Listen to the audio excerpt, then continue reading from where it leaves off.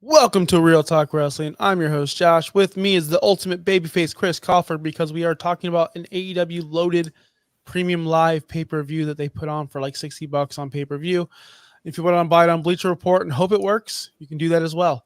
And we have Miami Clutch PE, where of course we have the ultimate WWE PLE in Saudi Arabia happening this weekend. So we have the best of both worlds. We got one on my left, one to the right. We're going to be talking about both shows and comparing them maybe, what we're going to watch. But first, let's get into it. Clutch, how we feeling after this awesome week of wrestling? I'm good. Happy to be here. When I heard we were talking about a huge show, I was so happy. And then we can also talk about Double or Nothing. But anyways, it was great, great week of wrestling though. I really enjoyed. Like it seems like Raw, especially Raw, has been hitting consistently in terms of like quality of show ever since post Backlash. So it's been fun. And you guys don't watch it. NXT also a good show.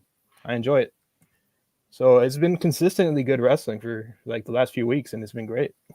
Yeah, Chris and can you mirror the same, feeling, because AEW is the only show you primarily watch. You probably see the clips of WWE, but how we feel about how was Collision? How was it? How was Collision? But you're supposed to give it. What happened to our You know Collision what? recap? You know what? I fell asleep writing my fucking notes. Sorry, Yeah. Bobby, for the cuss words. I did, and I did watch a little bit of Collision. I turned it on. It was embarrassing. Rampage, there's no chance I'm watching that. No. But other than that, Dynamite was good this week. Like last night, Dynamite was decent. It was good. Like we were talking about before, I don't think like there was very many like super high points of the show, but there also wasn't those really low points of the show where it's lagging and well, those parts where you will go do laundry or take a break or change the channel. We didn't have too many of those. No, not this week. There was one high point. I will say there was one high point that took way too long for it to develop. That was the Malachi Black spot with the bloodbath. Like he stood there forever. And at that point, I'm thinking, because I didn't see spoilers. I just watched the show. Clutch. I just finished Dynamite maybe 30 minutes ago. I didn't see spoilers. I wasn't on Twitter all day. I'm like, okay, he's getting bloodbath because he stood in the middle, the center of the ring for like a good 45 seconds. I'm like, okay, either they forgot to turn their lights off and he's waiting to disappear, or he's getting bloodbath and he got bloodbath. It was cool. It was a good moment. It was a really good moment. Did you see the highlights, Clutch? I did. There was a lot of pressure to like whatever the blood that came down. It felt like it hit him hard. It was a lot. Like I thought the same thing that, you're saying like it took forever. I thought someone was supposed to be coming out at that point. And I'm like, did somebody miss their cue and they're waiting for the person to run out or like what's going on here? Because it did seem awkwardly long that it took for that to happen. Awkwardly long. But decent show going into the pay-per-view. Now, guys, I do want to bring up this topic before we go into both because we have to talk about both. And it's the main title of this entire podcast, this entire show. Even though it was a good show, even though it was fine, the ending was a complete nightmare with, I don't understand the match, why it was happening. Brian and Giant 2.0, whatever his name is, Satnam Singh. I don't understand why we couldn't pin this Giant, why it had to be a DQ finish, why we had to protect this Giant that we never see wrestle in our lives. He'll never wrestle again. And I don't understand why you allow one of your top baby faces walking into an arena with looks like a fucking assault rifle. Like when I saw that, I'm thinking, wow, they're really going to make the guy that looks like he'll shoot up something, literally shoot up something. Like this was, I couldn't fathom this, that they were doing this to their top baby face. I couldn't believe it. I just did. Chris, explain what happened. So like I told you, I watched all the way up to like 9:45, 9:50, like basically up to the start of that match. And I had to tap out just because I was exhausted. And so whenever I woke up in the morning, usually I wake up super early, 4:35 in the morning. I'll flip through Twitter, Facebook, whatever for a little bit.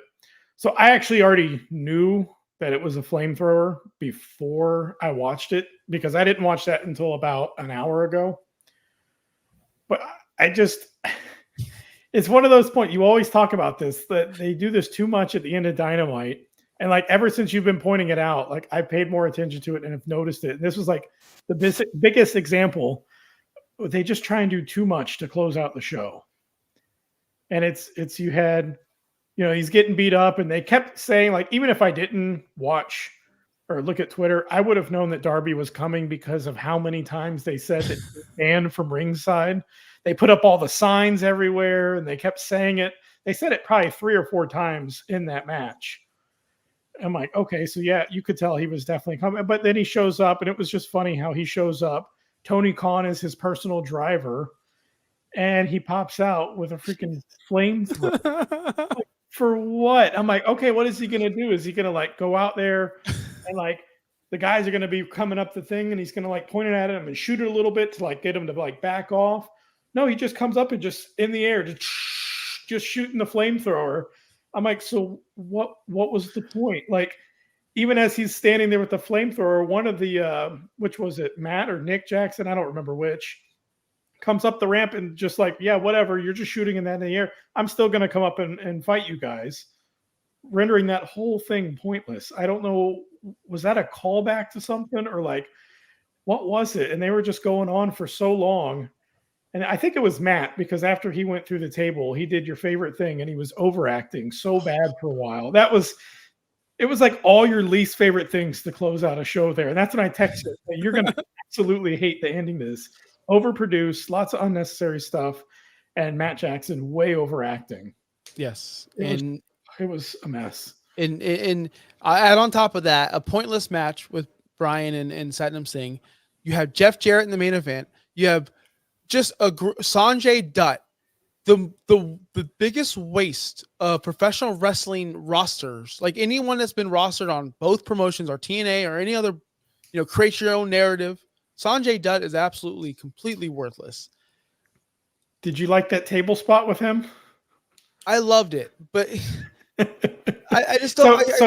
Hold on. Okay, I was going to tell Clutch. I was going to ask Clutch this. Clutch, could you imagine Cody Rhodes in a main event, right, against the freaking job? Who's the job squad right now over there in WWE? Like, who's the group that's like, oh, these guys are clowns, but they're comedy acts?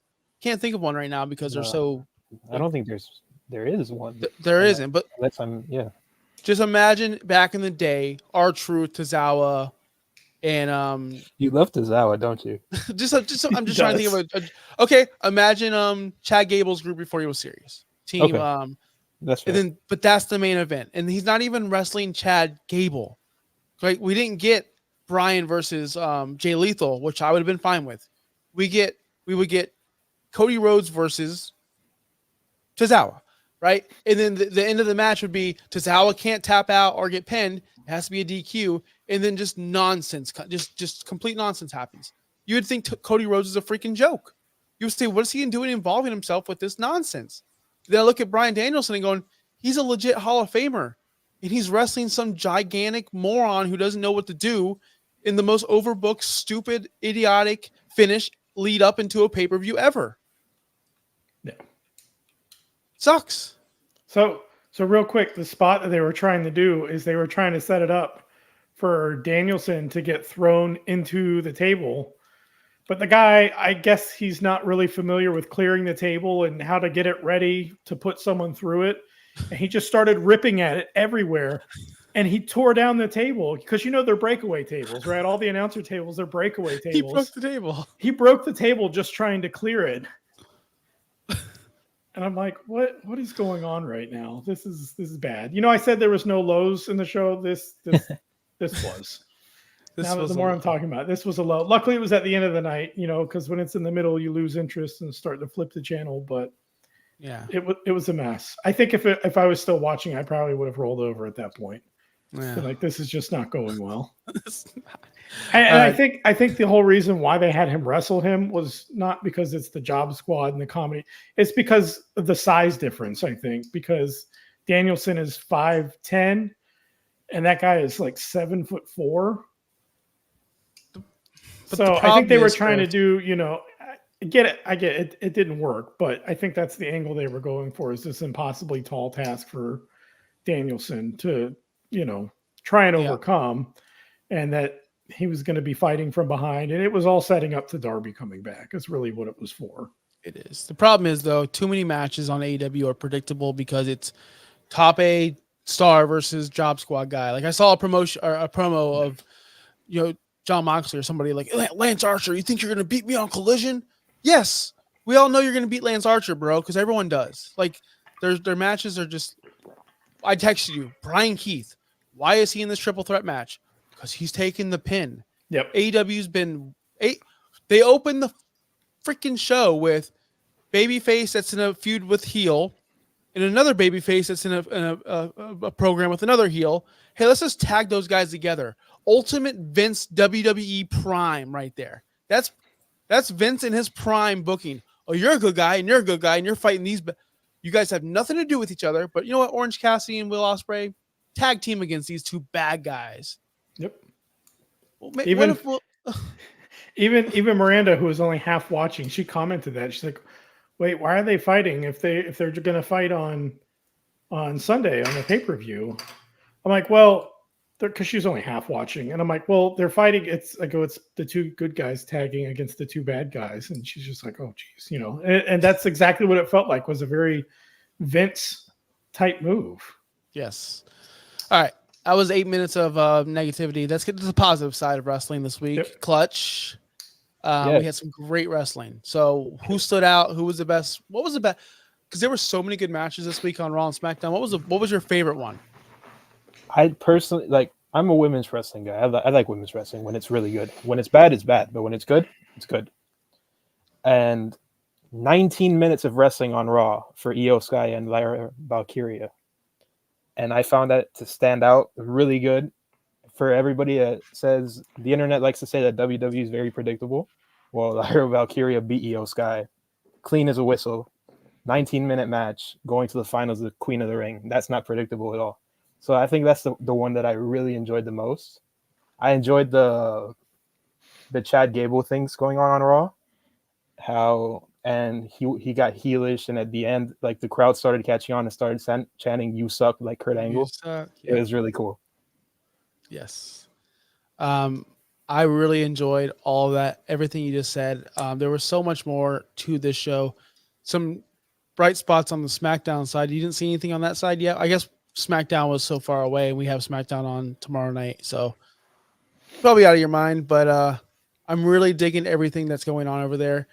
Big news today, Triple H did announce that the winner of the King and Queen of the Ring will get a title shot on their respected brand, so it's not going to be like the Rumble. They can't pick, the champion. It has to be on their brand. And we will be we'll be talking about King of the Ring. We'll be talking about both pay-per-views. But man, first thoughts on that Clutch. Finally, King of the Ring matters. It's finally like the term going on around is like it's the feeling is being brought back to King of the Ring, and it is because over 50% of the entire tournament matches were really good matches, first of all. And then you're making it mean something. The winner gets a title shot. It's not Baron Corbin winning King of the Ring and just wearing a crown for like 6 months. So it's really cool. And the people involved and the people that I predict to be involved at the end is perfect selection. Title matches involved for SummerSlam. Great stuff. So we're looking at I'm just gonna say this right here and right now. We're looking at Gunther versus Drew McIntyre at SummerSlam, which is gonna be awesome. That's gonna be a great feud, great match. Because that's the one predictable thing, Clutch, and it's not a negative thing. It is what it is. We know Cody's going against the Bloodline at SummerSlam, whether it be Roman or Rock. So we know the SmackDown side isn't gonna win. We know it's not gonna be Orton because he doesn't need it. We know it's not gonna be Tonga because it just doesn't make sense for that. So that's fine. It is what it is. That's great. But the women's side can go either way. It really can. I don't know if they're going to stick this, young chick who just got called up, who's been on the show for a cup of coffee, and that's it. If she wins it, she can go against, Liv Morgan at the time or whoever it may be. Or the other side, like Nia Jax is going to, potentially get a title shot over there on SmackDown against Bayley. Or Bianca could turn heel. She can get her match against Bayley or whoever the champion is at the time. It's so unpredictable. That's so great about WWE right now. I don't know who's going to win these matches. I thought for sure Io was a lock to be in the finals.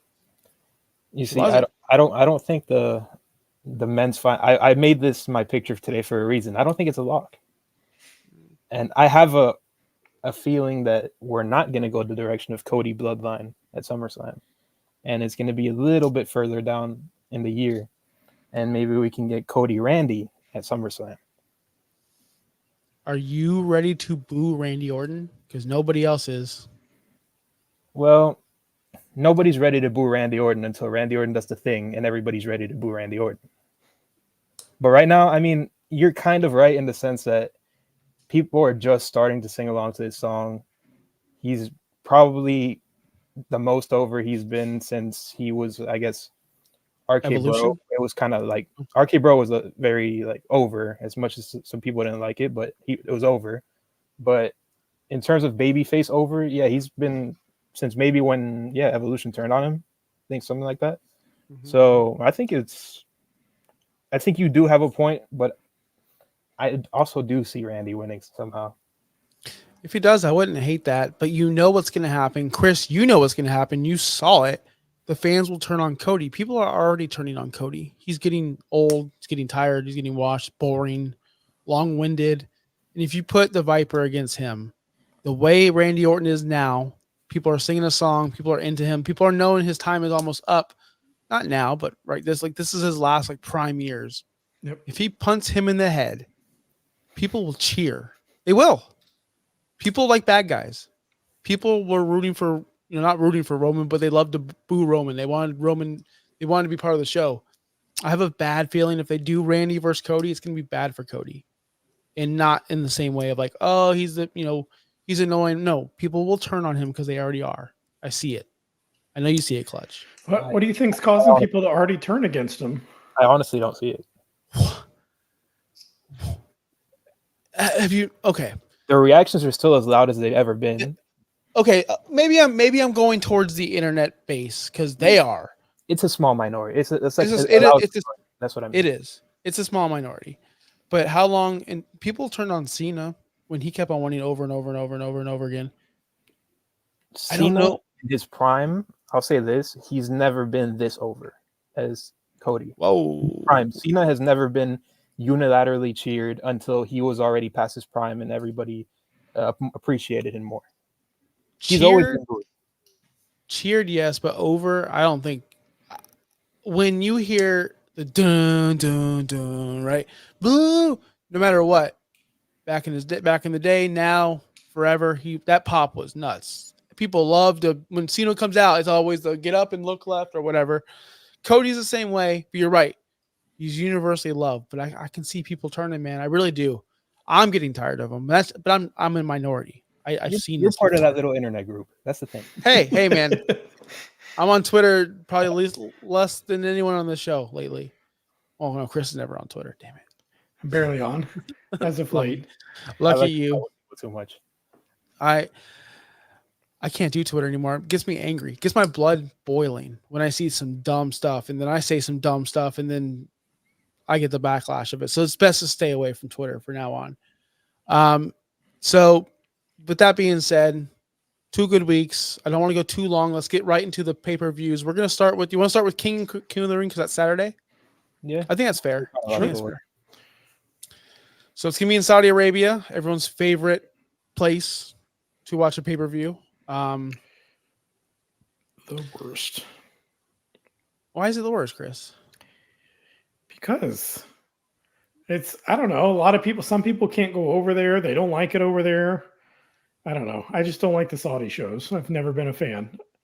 I've watched all of even when I was watching WWE, I've probably watched all of maybe 20 minutes of a Saudi show, and that's it. Saudi Arabia to me, and correct me if I'm wrong, Clutch, it reminds me of all the downfalls of WWE. Goldberg beating The Fiend. Undertaker versus, when Goldberg, it was Undertaker and Goldberg, right? When Goldberg almost killed Taker like 3 times. Yeah. They almost killed each other, probably. And then you got DX, like bald Shawn Michaels versus the brothers. Yeah, tore his pec right away. I remember that one. It's just like nothing good happens over there. Nothing. No. It's because they have a long-term deal to go over there. 10-year deal. Yeah. I'll say this because whenever you think of Saudi shows, you go back to the first few, right? When it was pretty shit. Sorry, Bobby. But yeah, it was pretty bad. Like really, really, really, like extremely bad. Like the worst of the worst. But if somebody who just started watching and watched, let's say, the last 2 or 3, they've been pretty good. I forget which one it was where they had Logan and Roman. That was last year. It was Good great. match. Yep. It was good. The show overall, I thought was good. So I think it comes with like a negative thing when you think, okay, Saudi show. You prepare yourself for it to be bad because of how bad it was before. But it's not really bad in terms of I think it's gotten a lot better, especially we're way past the days of the greatest Royal Rumble and Shane McMahon winning best in the world. Oh, so bad. Because I think a lot of what they were doing in the beginning is like they were giving the viewers over there, when you're talking about Goldberg and whatever, it was like people from the past that they would probably recognize better. And so, yeah, that's what made some of those first shows. They were so bad. And they had a lot of like the Saudi government or princes, whatever, had apparently a lot of influence over the shows. Yeah. I remember a report that they asked for Yokozuna after Yokozuna was dead like 10, 20 years. We used to have to sit through Mansoor beat somebody just because, just because. It's just, they were bad shows. Meaningless tournament for a trophy that nobody remembers. Yeah. Sadly, I remember.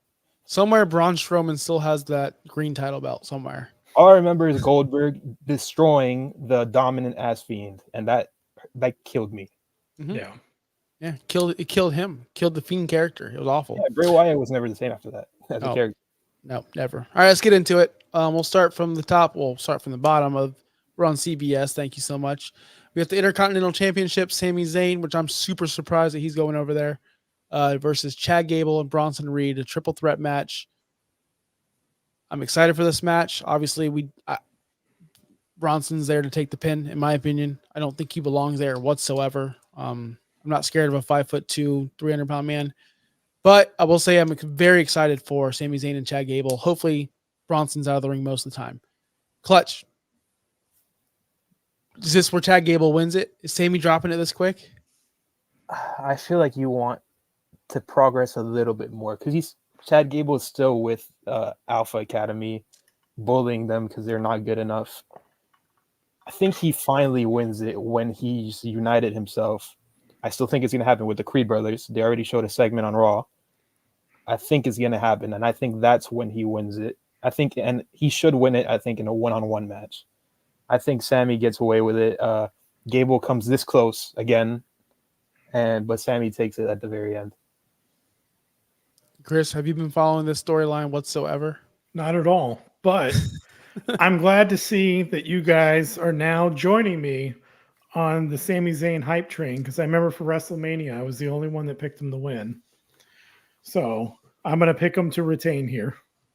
I still don't agree with the win. I think Gunther should have won, but it is what it is. But I was right. I got that one right. You were 1,000% right. Yeah, I agree with you, Clutch. It's too soon for Cable. Like, we still have Otis. We had that storyline where Otis didn't want to help Chad, and then Sami was like, "Oh man, you're still a good guy. I know you didn't want to do that. I've been there before," right? Like, we've seen that camaraderie. So I think Otis fails to help Chad win.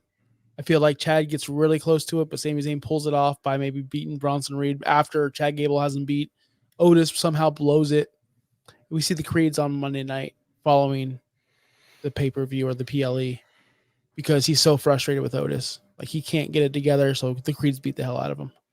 Sami Zayn retains. All right. Women's World Championship match. Becky Lynch versus Liv Morgan. I don't know what to say about this match because I don't see Becky Lynch coming out of Saudi with his title.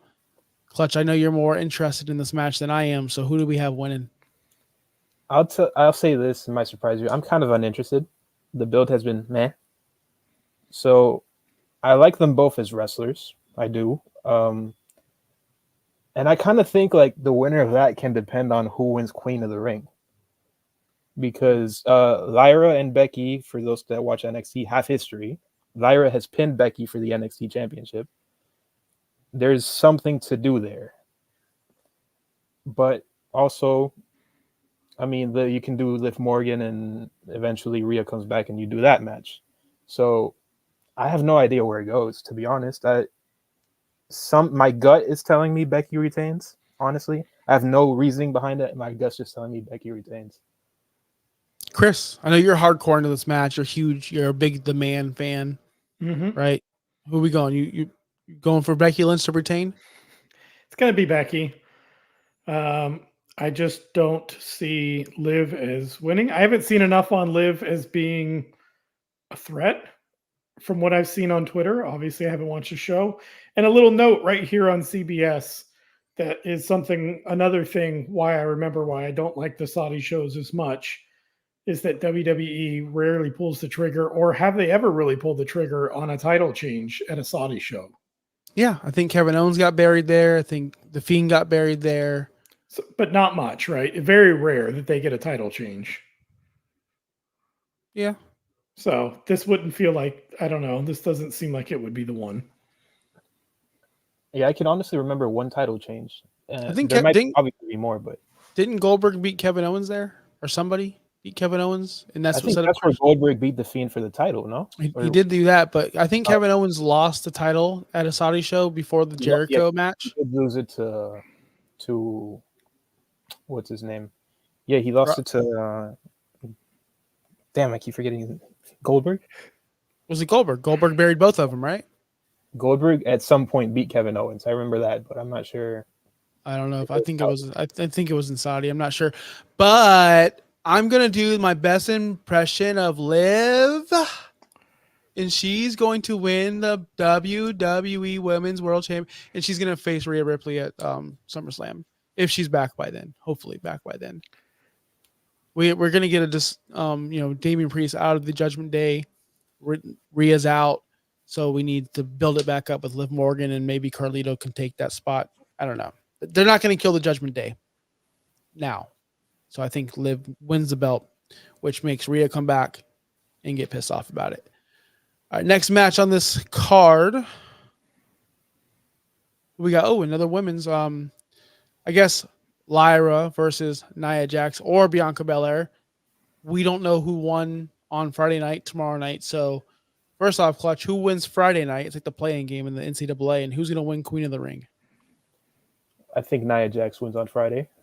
Bianca, and that's where you're going to see shades of Bianca getting frustrated and leading eventually to the turn. And I think the finals is going to be Lyra and Nia. And it really is a 50-50 toss-up for me. The more interesting title match resulting from Queen of the Ring for me would be Lyra and Becky. So I'll go with Lyra, and I like it when they push new talent. So that'd be cool. All right. I want to get my point in because I know Chris has no idea who Lyra is. I do not. Tell me who is Lyra. I've never even seen this name before. She's so good. That's what she's good. I want to ask Clutch this because I don't watch the old NXT. Was she a heel at any point down there? No, Lyra was babyface from the start.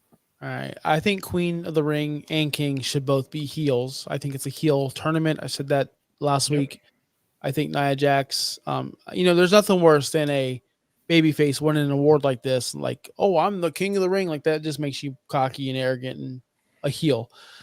So I do think Nia Jax wins. She goes on to SummerSlam to fight whoever, I guess. Maybe they'll build a story there.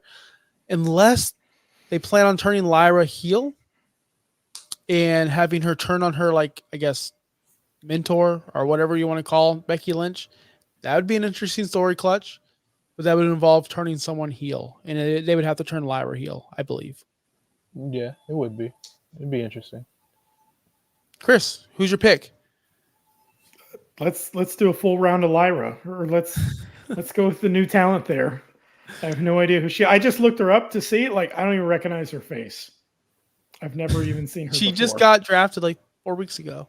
Yeah, but usually even with NXT talent, I still know who most or a good portion of them are, but I've never seen her before. They botched this though, by the way. It should have been what's her face? Tiffany. Should have been Tiffy. I stand by that. She should have won this whole thing. Ridiculous that she got booted out. That's a whole topic for another story. I mean, It would have been a cool finals, no? Lyra and Tiffy, both newcomers. Yeah. Queen of the Ring. Yeah. Yeah. Tiffy It would really over. help. It would really help. I think to start reestablishing NXT as like a legitimate third brand, like back when Triple H was running it the first time around. Agreed. We have the men's King of the Ring finals. We talked about that earlier, but we had Gunther versus either Randy Orton or Tama Tonga. Chris, I'm gonna start with you this time because you think you know these guys, except for I don't think you know Tama Tonga. I know a little bit about Tama Tonga, very little, but like I know who that is. I've seen him before. All right, so who wins, Randy Orton or Tama Tonga? Oh, out of those two for their fight, give me Randy. And then Randy versus Gunther, who goes over? Give me Gunther. I'm a big Gunther fan. Love it. Now we talked about this before, Clutch. You want Orton to win this thing? I can tell you do. I know you do. Why do you? Why would you want to push Randy Orton? Is it because he's never won it before, or is it because you feel like a Cody versus Randy story would be epic? Recently, I can't get enough of Randy, so it's just more than wanting to see because it might be too soon. You're right about for Cody and Randy. It's eventually going to happen if it doesn't happen at SummerSlam, but it's just my love for Randy, I guess, because he's been doing everything. He's been great since he returned. He looks in the best shape of his life. He's over as hell. So like that makes me want Randy to win. But you do make really good points and almost made me change my pick right now. But I'll still go with Randy just to stick to my guns. So fantasy booking in my head as you were talking, how cool would it be? Like Randy does win. Let's just throw that out there. He wins. We get that face to face the next on SmackDown. Cody's like, "Oh, Randy Orton, my future, my mentor from back in the day." Yada yada yada. To bring up their past.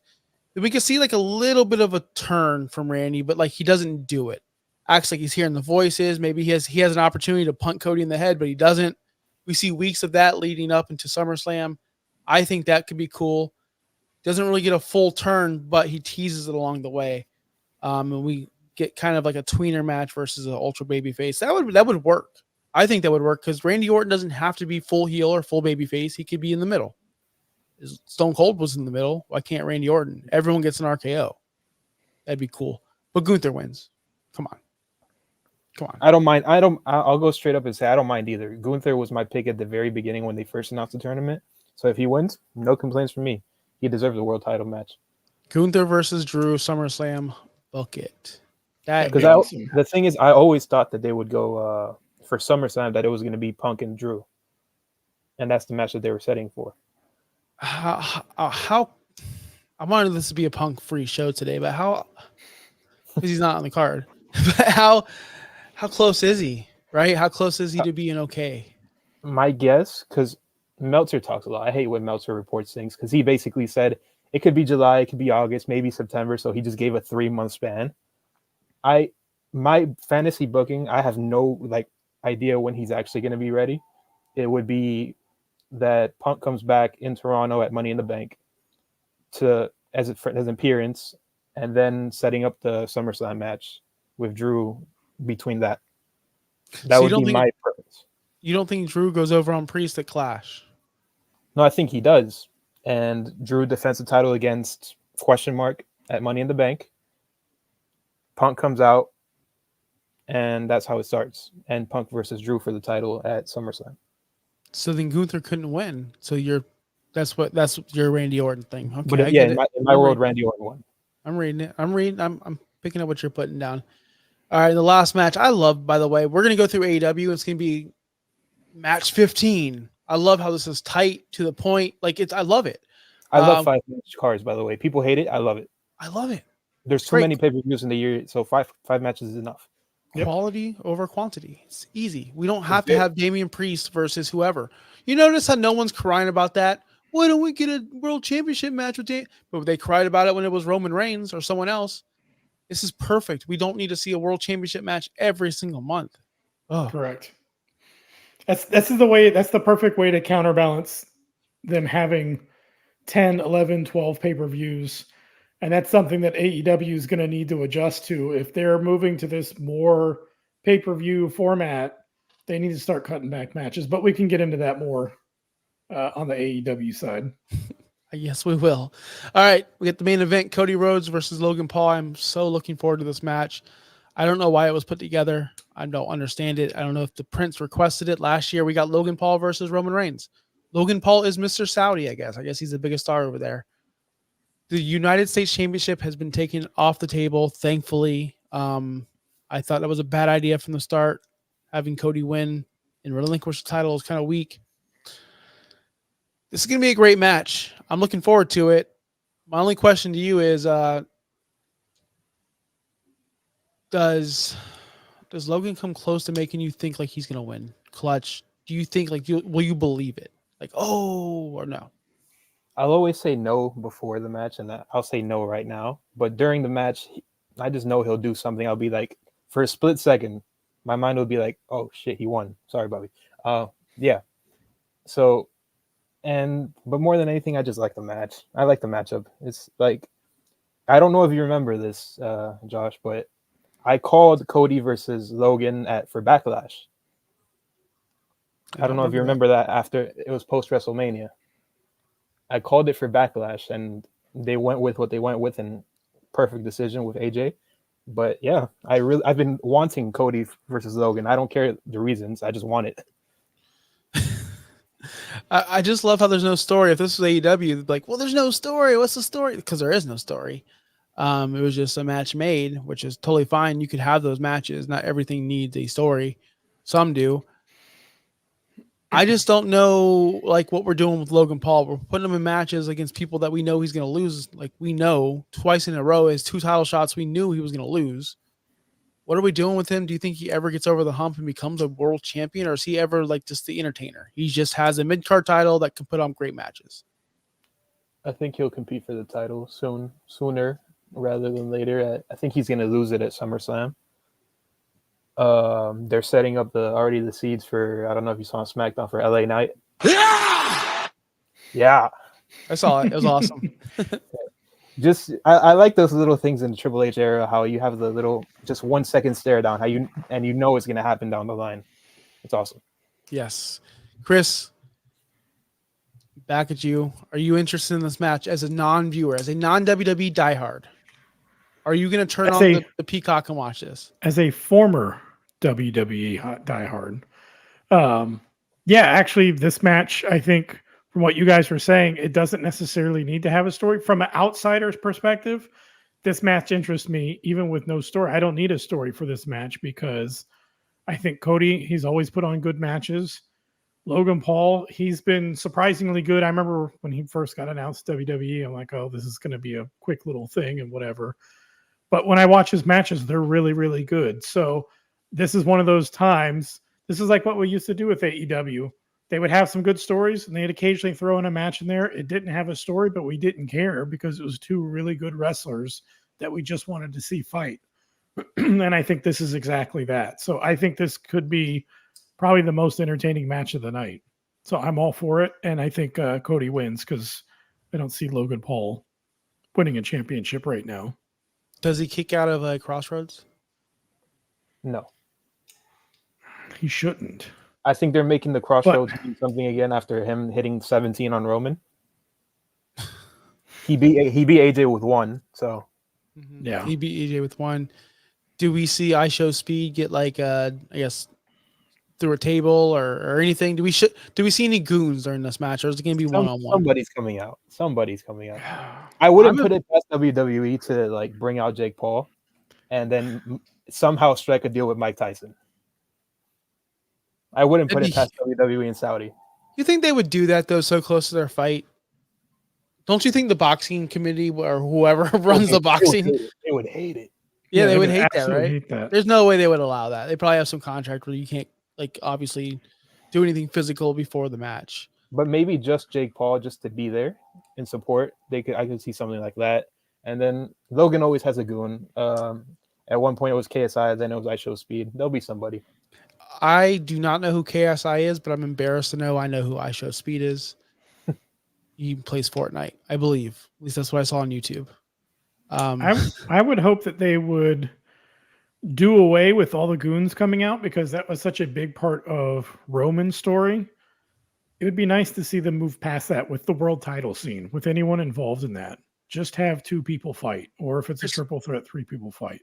The heel champion always has goons, or the heel the Judgment Day has goons. Yeah, I know, but it was such a huge focal point of Roman's story. That's been such a big point of the world title scene. I'm just saying it would be nice to have, like, let's move past that for a little while. I get it. It's always going to be a part of wrestling, but it was such a major part of Roman's title defense. Let's just have good matches and good stories and no interference. We got to have a show like the best goons of all time. J&J Security. Remember them? Yep. They were awesome. I remember Brock destroying them at some point. That's all I remember. Who? Brock. I'm lost. Who? All right. I'm lost. I really am lost. I have no idea what you're talking about. But maybe I was not watching that time. Maybe I wasn't watching. I don't know. There's a lot of dark spots. But here's a show that I will be watching. And I'm more excited for this show, spoiler alert, than I am for the PLE on Saturday. And I'm not joking. I'm not over-exaggerating. I'm really hyped for this Double or Nothing show from AEW. I think it's going to be phenomenal. The card, top to bottom, you can't beat it. Even though none of it makes sense. Even though there's no story. Even though we're having blow-off matches as the first match. We're having a freaking steel cage barbed wire match as their first match. I'm excited for all of it. I think this is going to be an amazing card. I think this is going to be a 7, 8, 9, 10-star pay-per-view. I'm not kidding. Yes. And I'm going to start off with the first match. Because this right here this match is going to be the best match that we just went over previously. And I'm not trying to trash WWE, guys. I'm not. But this match is going to be great. Will Ospreay, I can stop there, versus a broom, 7 stars. He's going against Roderick Strong for the AEW International Championship. Will Ospreay wins. He's going to win. He's going to be the International Championship. I just hope it doesn't lead towards open challenges and nonsense. I want to see this title mean something because it has meant 0 from the inception of this title. 0. Yep. Chris, you're the AEW guy. Where's this one going? Is the devil gimmick buried? Done? I feel like at this point it has to be buried and done because it's cooled off way too long now. You can't bring it back. No one's going to care.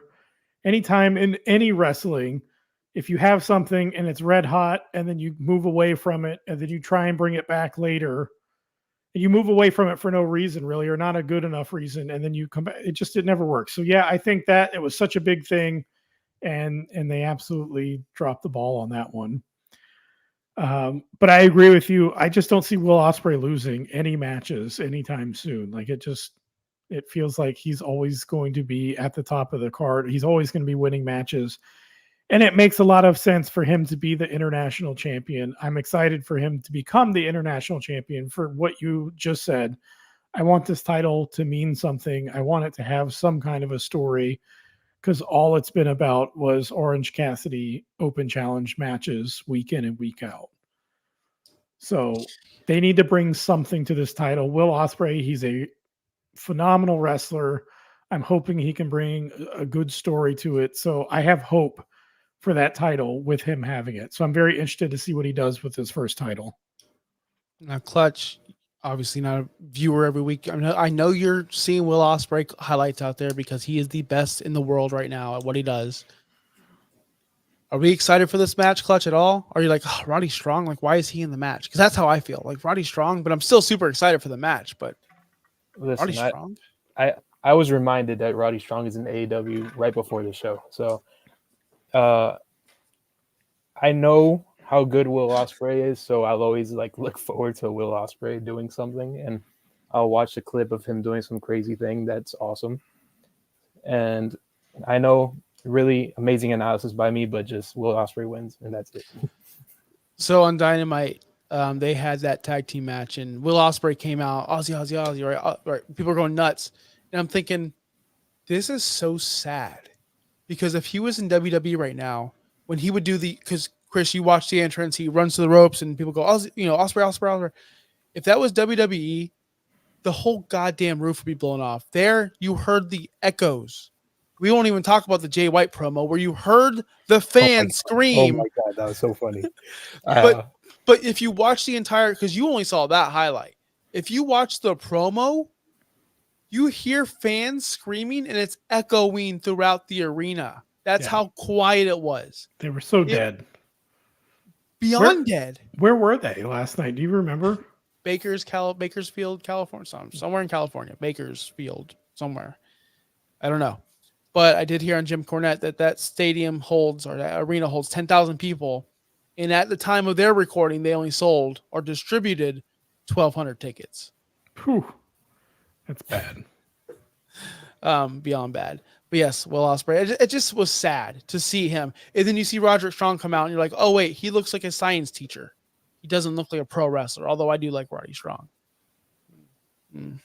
Sad. All right, AEW Women's World Championship. Toni Storm versus Serena Deeb. Does anyone believe Serena Deeb has a chance in hell? You sound very low on it.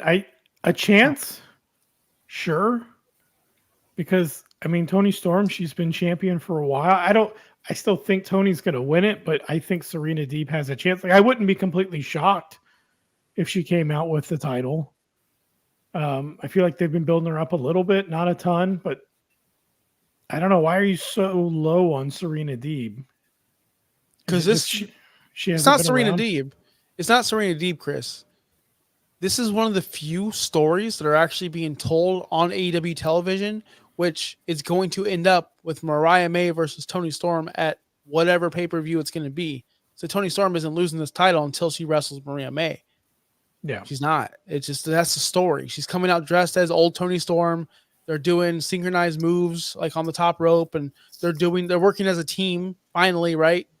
This is all going to lead up to Mariah May or whatever her name is eventually going after Toni Storm. Eventually, right?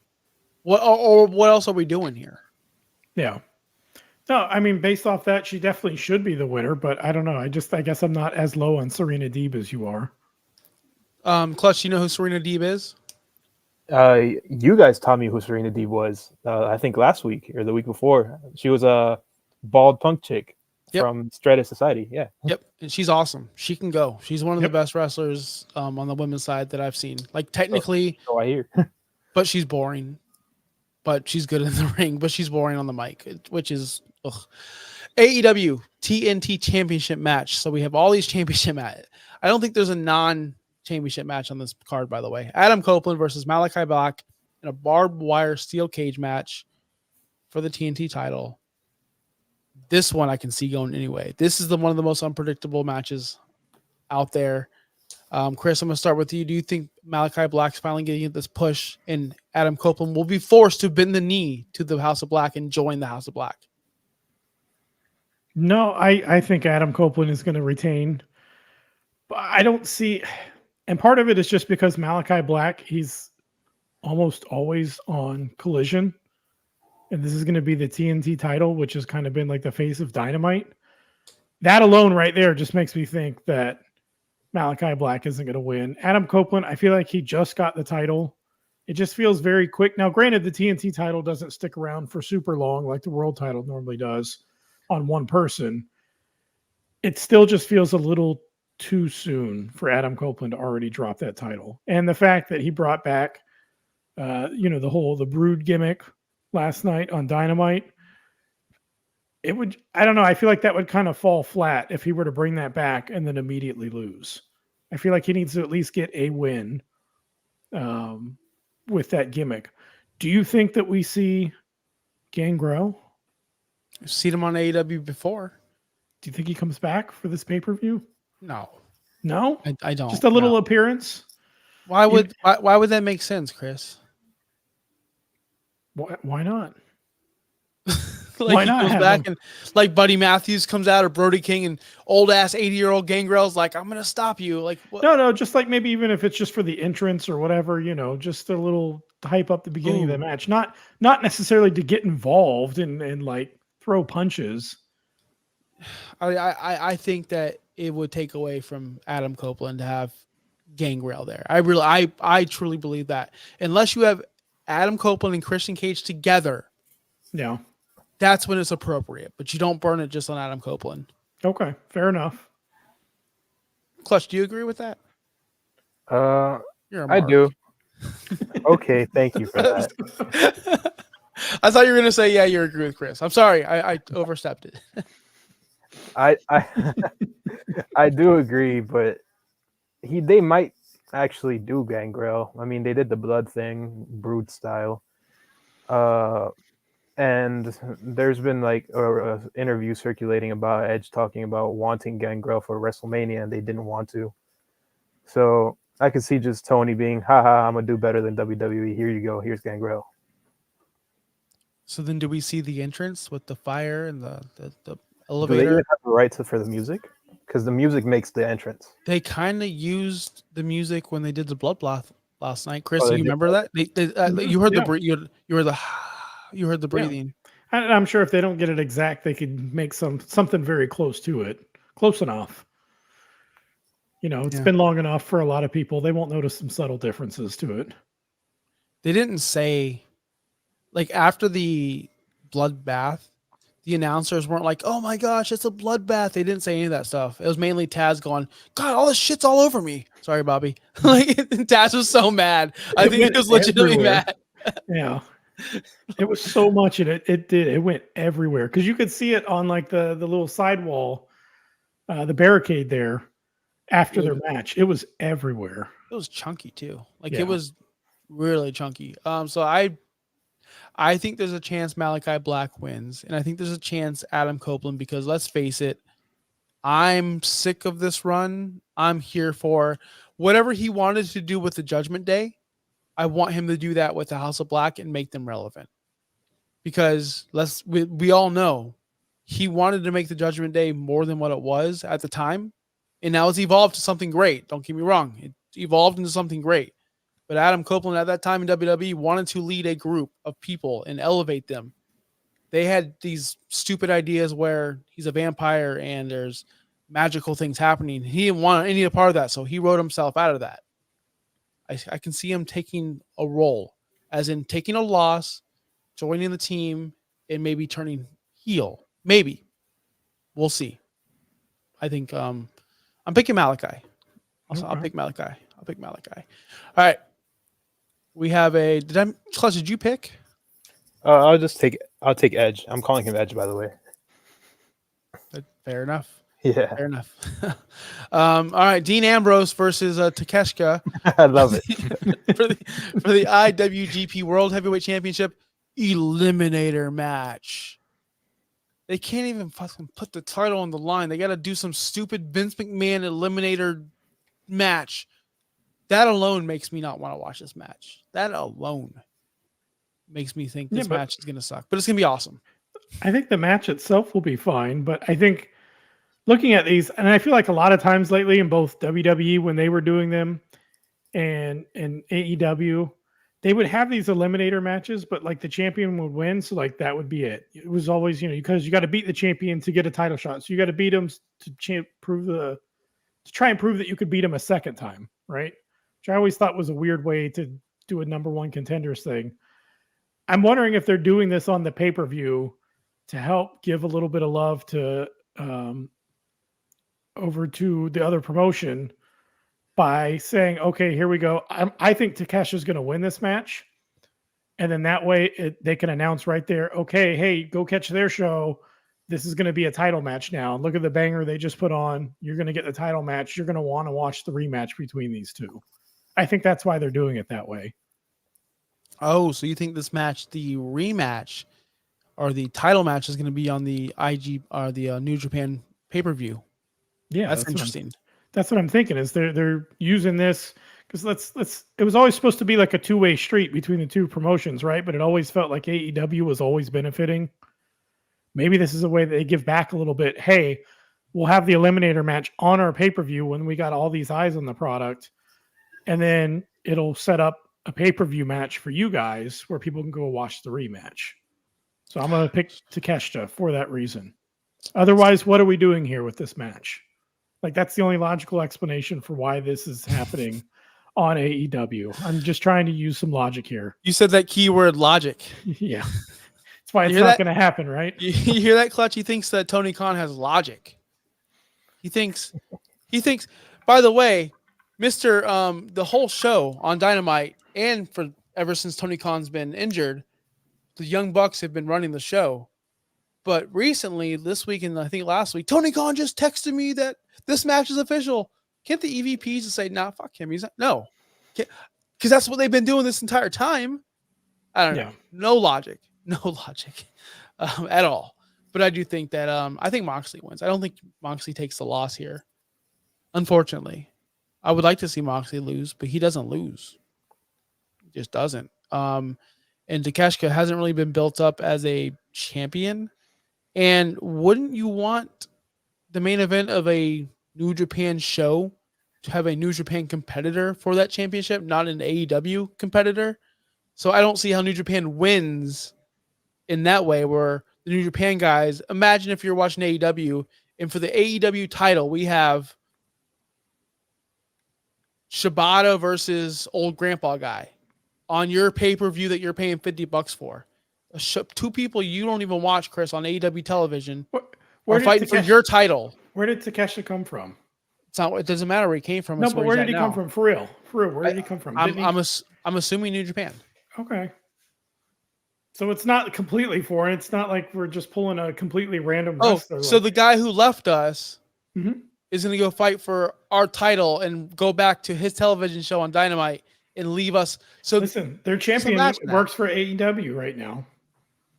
Let's imagine that. Clutch, if you were watching WWE and you had to watch Will Ospreay versus Shibata for the WWE, no, I'm going to say Shibata because he doesn't work for WWE. Okay. And that's the main event of WrestleMania. You're like, these guys don't even work here. First of all, this isn't the main event. This isn't their WrestleMania. You're making a completely whack comparison right now. That's what I do. Try to pull a point. No, it'd be like, no, it'd have to be a former WWE guy and a really good one who's at a good point in their career that just happened to move. So you're not making it even close to an even comparison. Cody Rhodes and CM Punk wrestle for the AEW World Championship match on WWE television, and then the winner gets to wrestle on AEW television, but we have to watch CM Punk versus Cody Rhodes, two guys that left the company, for your world title, your championship that you think your talent should hold. That would get some eyes to it. That would get a lot of eyes to the product. He's the Tony Khan mark, dude. I can't handle it. No, but think about that. If you had CM Punk and Cody wrestling for an AEW title right now in 2024, people would be paying attention to that. They would. Thank you for making my point. But it wouldn't be the right move. Backfired. That backfired so bad for you. It did not backfire whatsoever. All right, so you're picking Moxley. Not picking Moxley. That backfired. That blew up in your face. Nope. It did Clutch, not. who you got for this match? He took over his own. So, two things. Eliminator matches suck. Yep. I've seen the concept is just terrible. Second thing, Dean Ambrose wins, Shield on top. The only Shield member with a championship. All right, we got this ultimate awesome grudge match in a regular wrestling match. They want to make everyone aware this is a straight up regular one-on-one match. Trent Beretta versus Orange Cassidy, and the feud of the century. Winner gets nothing. I guess the winner gets Don Callis at the end of the day. You said everything was a title match. Here you go. Here's your non-title match. This is the right to be into the Don Callis family, because we all know they were hyping this up on Dynamite. If you watch Dynamite Clutch, they kept on saying at least 20 times. No joke. This is a straight up wrestling match, but I don't trust Trent. Trent's got something up his sleeve. They kept on alluding to the fact that Don Callis is going to turn on Orange Cassidy and enlist Trent Beretta into the Don Callis family, which I think is a good move. I think Trent wins this match. Yeah, I got to agree with you with that. Trent needs to win this match, because does Orange Cassidy need a pointless win? No. Trent Beretta, he's the one that broke away from the group. He's the one that had the heel turn. He's the one that should win this match. So I am hoping and picking Trent Beretta to win the match. It just makes a lot more sense storyline-wise. Now, Clutch, if I put Trent Beretta and 5 random dudes together, would you be able to pick out Trent Beretta? I know the name because I think he wrestled at WWE at some point. I know this name, but no, I don't know what he looks like. Why are you bragging on Trent right now? I love Trent. Gosh. I'm just asking Clutch a question. Okay. You didn't know Lyra. You couldn't pick her out because she just started. She She was NXT champion for months. Yeah, but like that would be like if I said, "Hey, do you know this this person? They just got called up from Rampage. They've been on Rampage for months." I don't disrespect NXT like that, comparing it to Rampage. He's right. He's right. Yeah. So Trent just turned heel, by the way, on the Best Friends.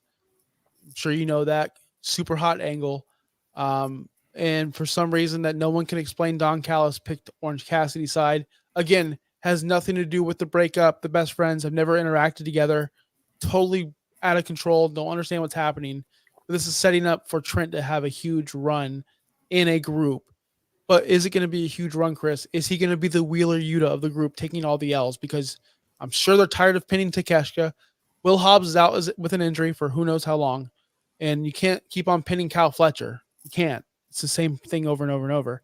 No, I just hope that Trent doesn't become the goon of the squad. Goon of the squad. No, it should be Kyle Fletcher. He's the goon, not Trent Beretta. I agree. I love Trent. Yeah, there's no reason he could be a number 2 or a number 3 maybe in this group. He doesn't need to be the goon though, so he should win. Join the Don Callis family. That should give him a new direction, something different to do, because he's been doing the silly, fun Best Friends thing since AEW started in 2019. So this will give him something new to do. I agree. And Clutch, you agree with us? Sure. Oh yeah. I love it. The perfect Orange Cassidy answer. All right. We have it really was FTW Championship, for the World Championship match against. I'm not gonna joke. This is not hype. This is real life. My favorite story going into the pay-per-view. Chris Jericho, the learning tree. Hi guys. Hi. Like the super fake, awesome, like the way he speaks to everyone. I like my camera time. I got to get my camera time. Hi guys. Versus Hook versus Shibata in FTW rules match. I think, and I know for a fact the crowd hated this because everyone was pissed. The ending of that triple threat match where they fucking put double submission on, and this Keith guy taps elbow. So the referee is so stupid. He goes, "You both win." Apparently, two people can win a triple threat match. Had no idea. So next time two baby faces are in a match together, or two heels, you guys should just team up and say, "Hey, we've seen this happen before. Let's go choke this one person out. We could both win." Yeah, they'd be co-champions. It's so fucking stupid. But anyway, talk about this match. We got Chris Jericho and Hook and Shibata. By logic, Hook and Shibata should do the same thing to Chris Jericho and become co-champions. Co-champions. I don't know. Like, I don't think Shibata's not going to win. Shibata, he's the one there he's going to take the pin, right? Yeah. Yeah. It's just a matter of who, I guess. I don't know. I'm coming around a little bit on this new Chris Jericho one. I guess I'm going to pick him. I don't really love him as the FTW champion. He doesn't really fit what that championship's supposed to be about and everything. So it's for the world, Chris. Huh? It's for the world. Sure. For everybody. For the world. Yes, that's exactly what it means. For the world. No, I think Jericho's going to take it though, because I think he's got something going on with this new character. I think it would be entertaining, and we need to see more of this character. It'll come full circle where he shows his true self again, rather than all this fake nice stuff. So I think they'll keep the championship on him for now. I agree. Clutch, have you been catching this new Chris Jericho character? Like, I think it's really good, and I think you would like it. I might have to check it out, but I have not seen it at all. So he's basically taking every single rumor online that people say about him, like how he's a camera hog or how he gets nobody over. Jim Cornette once called him people get sucked into the Jericho vortex. He's using that on television now, something Jim Cornette came up with on his podcast. He's taken this whole like Jericho ruins people's careers, because he has. Yep. This entire career of AEW for the past I would say 2 years. He's buried people he's actually tried to get over, Action Jackson or whatever his name is, and Actually, others. ready. Daniel Garcia was one of them, I believe, who got buried. Oh yeah, that was Anna the biggest Jay, case. Yep, Anna Jay's been nowhere. Daddy Magic's been even Jack Swagger can't even get that guy over. Nope. So his new gimmick is he's the learning tree where he gets people over. People come to me for advice, and he does the whole like, "Hi guys, I'm here for my TV time. Listen to me." And like when Hook says something mean, well, Hook, you shouldn't have hit yourself with the baseball bat, Hook. When clearly Chris Jericho did it. So he's playing this ultra like CM Punk role, by the way. Like if you notice that, have you noticed that, Chris? No, I didn't. I didn't catch on to that. That's a good comparison, though. He's playing a persona of himself mixed with a little bit of CM Punk. That's what he's doing. If you actually watch his character, Chris Jericho wins this match. I want to see more of this Chris Jericho because it's pretty damn good. Yep, pretty damn good. Clutch. Without knowing too much about Chris, what he's doing now, I'll say this about Chris Jericho: he has a way of reinventing himself. Mm-hmm. Very good talent, by the way, to have. The problem is he just doesn't put people over, even if he wants to. Not anymore. And when he tries to, it's always a way to make himself look better. But look, guys, I put this guy over, but he still comes out looking on top, which is what his character is now. So good on him. It's kind of like what The Rock did. I bet you he saw what The Rock did and said, "Oh, that worked for him. Let me do it for me now." I guarantee he stole that from The Rock, or he used The Rock as an influence. All right, Unified AEW World Trios Championship. They're freaking holding 9 title belts for this. Clutch, if you see it, it's ridiculous. So ridiculous. When I saw that last night, they have what the Ring of Honor's trios titles. They have the what was it? The Acclaim's pink titles. Yep. And then what do they have? Is it just regular trios? Just the regular AEW trio titles. They have so 3 trios titles. Each one of them is walking out with 3 belts.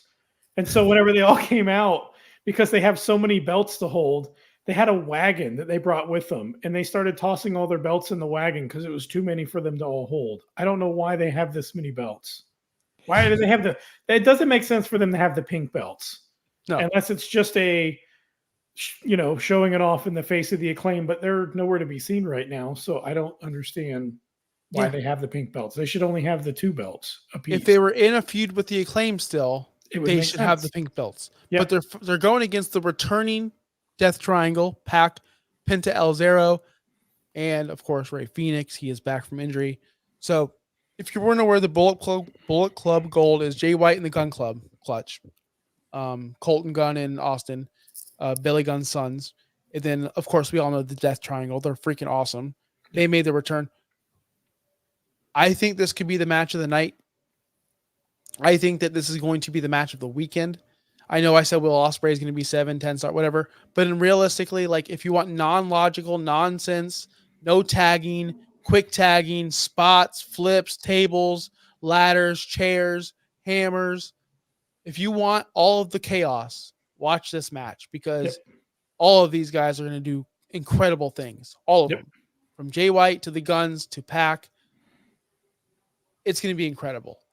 I'm glad they booked this match. This match makes me hyped. I hope they don't put it in a spot where it's too late in the show where I do get tired. This is the type of match where it needs to open the show. I was just about to say that. Get us into it. It's a high energy match. That'd be the perfect spot on the card. Let's open up with them. I agree. Now, Clutch, have you been paying attention to anything related to the Bullet Club Gold? And I know we talked about the comment before. Yeah, that video. That's all. That's the most I've caught up on that. I don't know what the fan said. I forgot. But it was who wrote this? Yeah. That. That was hilarious. By the way, Jay White would be over in WWE right now. Just saying. Anyways.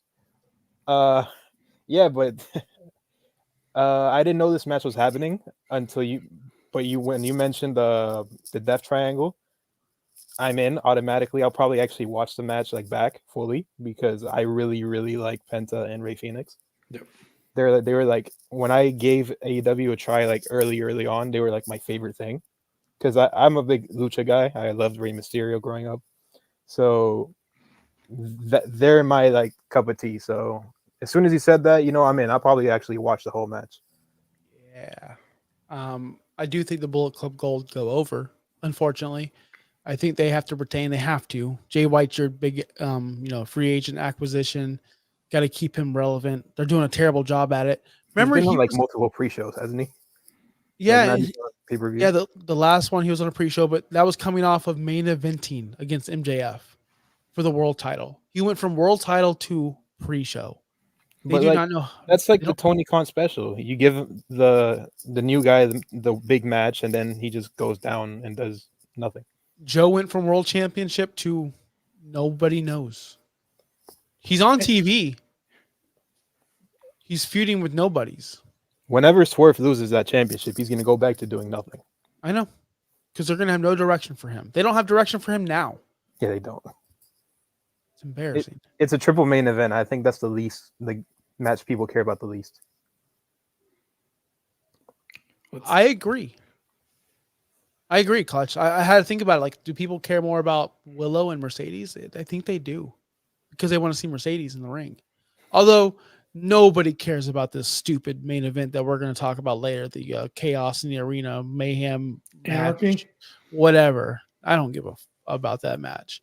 I think the Bullet Club Gold will go over. Chris, I believe you probably have the same prediction. I do. Storyline wise, it seems like they should. I really, really want to see Death Triangle go over, though. I love watching them. They're so much fun to watch. And like you said, when you watch them, though, you kind of have to set aside some of the traditional wrestling rules when it comes to tag teams because they all just jump in the ring. It's just a lot of fun to watch. Mm-hmm. I'm glad they're back. I'm glad to see Ray Phoenix is better. Me too. Me too. Clutch, who you got winning? Just for the good lucha, I'll take the Death Triangle. Yeah, I love it. All right, AEW TBS Championship match: Willow Nightingale versus Mercedes Moné. Everyone's been waiting for this match for about 2 months now. Very, very long time. We saw a good video package on Dynamite hyping this match up. I think it was great. Did we see Mercedes this week on TV? Did I walk away during that part? Because I didn't see her once. I don't remember her being on TV this week. It was good. That's good. Because if you saw her, she might have done something to mess it up. So I'm glad we didn't see her and we saw a video package instead. But I am excited for this match. I think Mercedes goes over. I don't think she should, but I think she wins. She has to, right? Like they did the whole Boston show for her to come in, and then they've just been building this for 2 months. And like, what's the point? Could you imagine if she lost this match? Like that would just be insane for her to have such a big, giant welcoming to AEW just for her to lose and go 0-1 in her first match. She has to win this match. I feel more confident about her winning than most any of my other picks on this card. Does she need a mid-card title? Does she need it? No, that's what's kind of confusing is that's where they're starting her off at. But I don't know. Like maybe there's a way that she wins, or maybe the only way that she would take a loss is maybe like a DQ kind of a scenario then. You know what I mean? But like, I can't see her just getting pinned. Like, how would that happen after all this time? Listen, you know, I hear you, dude. There's I no really way. do. A DQ would be the way out of that if you don't want her to be tied up in a mid-card title. But you can't have her get pinned or tap out. That can't happen. Clutch, I'm going to go to you. Like, what would you feel like if Mercedes Moné, I'm not going to ask you to predict the match yet, but what would you feel? How would you feel coming out if Mercedes loses, but making Willow look strong? Like the whole build-up and the whole Boston show and all that has been a big waste of time. That's how I would probably feel. Yeah. I'm not going to argue with you guys because I feel like either way, I feel like this is you're booked into a corner. If you bring in Mercedes and pay her the most money of any woman in the entire industry, and she wins your lowest of the low title, what a waste of time. If she loses, again, what a waste of time. So in summary, this match to me and this feud is such a waste of time. She should be in the spot Serena Deeb is in. Serena Deeb should be in the spot where Mercedes is in. They should have flip-flopped the girls. It doesn't make sense that you put a superstar. You don't put Tom Brady in the USFL. You just don't. You don't put Mercedes in the mid card. It doesn't make sense to me. You know what are you doing? How is this accomplishing anything? Because you know it's in the triple main event. The AEW women's match is not involved. Your main title is not involved in the triple main event. But the mid-card title that nobody's ever held that's relevant, right? Your longest reigning TBS champion is not even in the company anymore. Other than that, you had Julia Hart. I believe Statlander had it for a second. She did. She's the one that took it off Jade. Yep. And then you have Willow. This title is not established whatsoever. Zero. It means nothing. Was Jade the one that had it first? Yes. They made the title for her. Okay. Yes. So, yeah, it was Jade, Statlander, Julia, and now Willow. Yes. And timeline. Okay. Yep. That's exactly the timeline. So are we telling people that this title is more important than Toni Storm's? Is that what we're telling people? That Mercedes, yeah.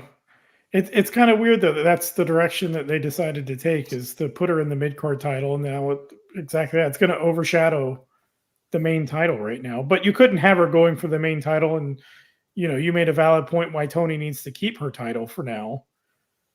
So they have kind of booked themselves into a corner with this. But I still think she's got to win because, yeah, I see what you mean. It's just a mid-card title for her to start with, which isn't great. But losing also is, I think, of the two, her winning a mid-card title is better than her losing a mid-card title and starting off 0-1 in her career.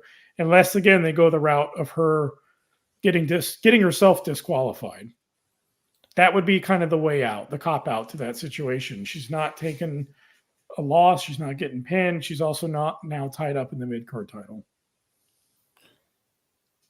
Clutch. Hear me out. Okay. Go ahead and say what you're going to say, then I'll ask you my question. I was going to say, since you always like to hit me with comparison scenarios, I'll give you one myself. Imagine CM Punk coming back to WWE going straight for the United States title. I feel like this is what it is for that match. That was just the point I was going to make. Yeah. Great point, because, and Chris, you have a good point too. I think a DQ finish could happen. Now, everybody has a stable in AEW. Everybody. She's the CEO. She is the heel. She is a heel. That's been established. What is Red Velvet doing? What is Kiera Hogan doing? What is Athena doing? What is what's her name? Anna Jay doing? What is Tamello doing? I know I saw her in the ring training on Instagram a couple of days ago. What if we get a situation? Ooh, Tamello? No, right here. I don't see who that is. Is that Abaddon? No, it's not Abaddon. Oh, Britt Baker. Yeah. Where has she been, by the way? Do we know? She's working in Winter Haven, doing some dentist stuff. No, I think I don't know what she's been doing. Like, how long has it seriously been? It's been forever. So my point is, like, what if we do get some kind of run in and Mercedes is disqualified because one of her goons tries to help her win and it fails? What if we get a goon to help her win the whole title? I don't know. I do see Mercedes running a squad. I do see someone coming in. Now, that's this total stupid booking by me. I want to see it happen. I don't think Mercedes wins this match clean. If she does win, she's going to get some help or cheat. But gosh, it's such a waste of time. Is she going to hold the title for 666 days? Is she going to make this title important? And if she does, when she wins the title and she drops it to somebody else, she's going to drop it to some mid-card person, and then what does she do next? The only situation that could help her is if Britt Baker does come back and they start a feud over that TBS title to make that thing relevant, because Britt Baker is the fucking Charlotte Flair of that promotion, and all she does is win world title shots. All she does. Let's have maybe they go that direction, Chris. Maybe you're right. Maybe Britt Baker does come back. So one point, one little thing to throw in what you said there, as far as when it comes time for her to lose the title, what's always the classic wrestling way for someone to lose a title that they're going to look weak if they lose the title straight up? Put them in a triple threat match. They're not the one that takes the pin. That's your way out. So if they do make her the champion, when it's time for her to drop the title, build a story, make it a triple threat. One of the other two people pins the other one. She's not involved in it at all. That way she doesn't look weak, losing to a mid-carder. she can then move on to the main title when that time comes. That's your way out. I like it. I like that, Chris. You're smart. That's why you're here. Clutch, who you got winning this match? I'll take Sasha Banks. I don't know who that is. Who? Chris? Yeah, who's that? Chris, who do you got? You got Mercedes. I think we all know Mercedes. that. Yeah, Mercedes. I'm going to go Mercedes as well because I don't want to see her lose at all. Who does she cosplay as? She's always doing that shit. Who knows? It's gonna be super hot. All right, the Elite. The Elite, Okada, Jack Perry, Matthew Jackson, and Nicholas Jackson versus Team AEW. Right, Bryan Danielson, Cash Wheeler, Dax Harwood, and Darby Allin in Anarchy in the arena match.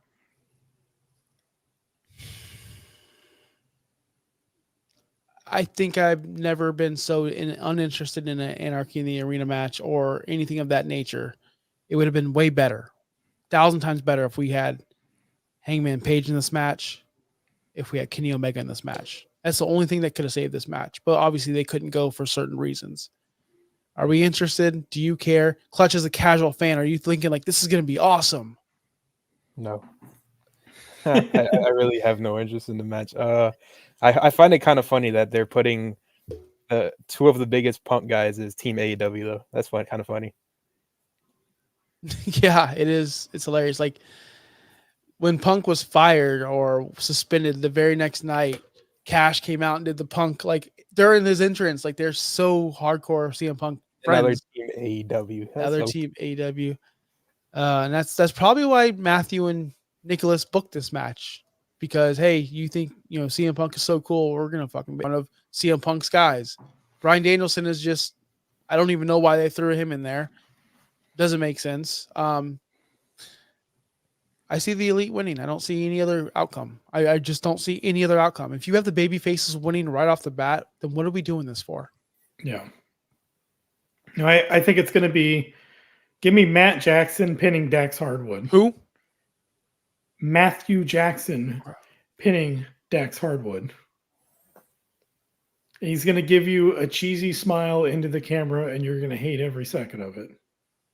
I think you're 1,000% missing the entire point of this match, and it's wrong. I'll say that it's wrong. Do we see someone come in though and join the Elite, and because they're heels, they have to cheat to win? Do we see a Tony Khan turn, like it was me, Austin, all along thing, or Tony Khan's along with it? He's in the game. It's part of the Elite. God, I hope not. We don't need more of him on the TV. He's too crazy looking. Please no Tony Khan on the TV. We have too much of it now. The final straw had to be him cosplaying a valet guy and just fist bumping what's his face in the parking lot. Yeah, I'm surprised he didn't get out and give him a giant bear hug. Like, thank you, Darby. Thank you for showing up tonight. I picked you up at the airport. He's just so goofy. Like you see him in the window of the car, he just looks like a goof. Looks like a fucking Muppet. He looks like a Muppet. He does. He absolutely does, especially when he gets all excited. I think the finish of this match is going to lead to something bigger because they've already told the story. It's Okada's going to pin Danielson. I don't see it happening any other way. Okada's going to pin Bryan Danielson. That's going to happen. And that's going to set up a match at Forbidden Door, the rematch, without someone having a broken arm or wrist or rib or anything. There's going to be no injuries going into this Forbidden Door match. I hope so. The last match was such a disappointment because of that injury. Yeah. All right, we have the big match, the main event, Swerve Strickland versus Christian Cage with the return of course, our favorite Nana, right? Swerve, when I drive. I'm good. I love that song so much. Yep. Swerve wins. There's no way Christian Cage is holding this title yet or ever. Ever. I think we see a great match if we don't have to see Mama Wayne, Nick Wayne, or any freaking goon. The only goon that will be acceptable to me is Luchasaurus because he's an actual legit goon. The rest of them, I can't stand Nick Wayne, cannot stand Mama Wayne. Just give me, if they would have stuck with it's Christian and freaking Killswitch or Luchasaurus, it would have been freaking money. They jumped the shark when they added too many people. No. I don't know. I don't mind him as much as you do. Nick Wayne and Mama Wayne. I know your whole thing has been Nick Wayne. He's coming off as a tough heel and he's too small for that. And I get that, but I don't know. They've grown on me a little bit. But I agree with you. Swerve Strickland, he's still such a fan favorite. It would be super disappointing for him to lose the title this quick. And I just don't. Christian Cage has been really good, far better than I ever expected him to be at this stage in his career when he came into AEW. But I just don't see him with the main title, not right now. And I don't know if we ever will see that or that we really need to. There's too many young faces and people that are in their prime right now that should have the title before Christian were to ever to see it. And that's nothing against him. It's just there's really good talent there that should have the title. Clutch, as an outsider, you know there's All In coming up very soon over the summer. It feels like Swerve is going to get these token title wins like Joe got before he lost his title. They want to put some respect on Swerve's name, get him a couple wins on major pay-per-views just for Ospreay to take this title away at at All In. That's where it's going to lead to, guys. Do we see another match after this with Christian Cage? That's my question to you guys. Do you think they repeat it after the second pay-per-view, or do you think Swerve goes on to another opponent? Because we all can agree Swerve is winning this match. Yeah. Yep. Sure. But don't you guys feel like he's been unimportant? Very unimportant, very non-centric to the show. He's not really the main story. He's not even the second main story. He's the third main story of the show.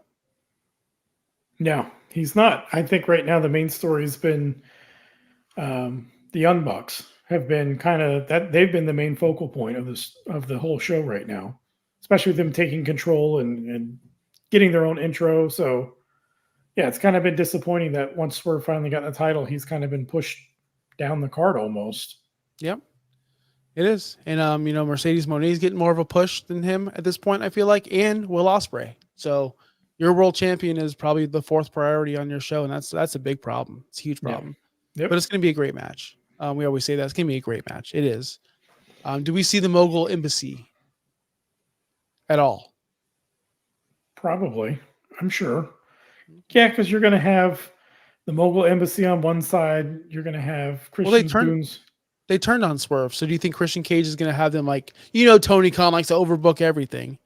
Yeah, okay. Exactly. They're going to all be out there. It's going to be too much. I can see them all out there. Speaking about too much, this show, 2 pay-per-views or 1 PLE and 1 pay-per-view and 1 weekend is a lot to ask for wrestling fans to watch this entire weekend. I know Chris, you'll be watching Double or Nothing. I know Clutch, you'll be watching King and Queen of the Ring. I will be watching both, unfortunately. That is, I counted it up. So I think we said there was 5 matches on King and Queen of the Ring. Mm-hmm. Yeah. And AEW, they have currently 10 matches. But watch for Collision for them to sneak another match or 2 in there. Oh, yeah. They're going to sneak 12 matches, Chris. They always run 12 matches. So there will be 2 matches added. Yeah, way too long. Clutch, way too much. That's a lot. Before we head out, quick hitter, predict these 2 matches, Clutch. Throw out some names. I know this is just a joke. I know you're not going to be able to. Okay. I don't have names. I don't know these people. You put me on the spot. I know I could think of some. I probably can think of a couple. They can just throw in another women's match. I feel like somehow, some way. I feel like they're going to throw in a stupid mixed tag maybe. Or is there something going on in Collision that we don't know about, Chris? I don't know. Someone didn't do the recap of the week. So I'm lost. I don't know what's going on in Collision. I fell asleep. Yeah, that's the reason I can't come up with a couple of names because you didn't do the recap. Exactly. This is all on you right now. I bet you we see, and I'll throw some names. I bet you we see, his name is going off my mind. The brother of the tag team, Mark Briscoe. I bet you he'll have a pre-show match because they always like to use him in the pre-show some way, somehow. And I guarantee you Jeff Jarrett and Sanjay Dutt and the whole crew will have a match somewhere. Book it, Chris. Those are my predictions. They don't leave those guys off the card. They're in Vegas. It's going to be a big night. They definitely should leave them off the card and cut a few of these matches. I agree. There's too many. I agree. Way too many. Maybe the Acclaimed somewhere. The Acclaimed versus Jeff Jarrett and Jay Lethal. There's a pre-show match right there. There you go. See, that's how we play the game, Clutch. Just to take random babyface, random heel, you throw them together for no reason. That's your card. I just don't know the roster. That's my problem. Samoa, like, how do you keep Joe off the card? Yeah. Wardlow, how do you keep him off the card? They've got too many people. See, there's my match right there. Joe versus Wardlow. Let's do it. I don't know. Again? For like I don't know. Time? It happened before. I don't know. It happened for the TNT title and for the World Heavyweight title. Listen, Clutch put that on the card for you because he knows you love big, meaty men slapping meat. Yes, I would love to see Wardlow be meaningful, but guess what? Braun Breaker is the Wardlow we wanted to have. Does that make sense? Oh, his stuff on Raw was really good. Really? Dude, that guy's a monster.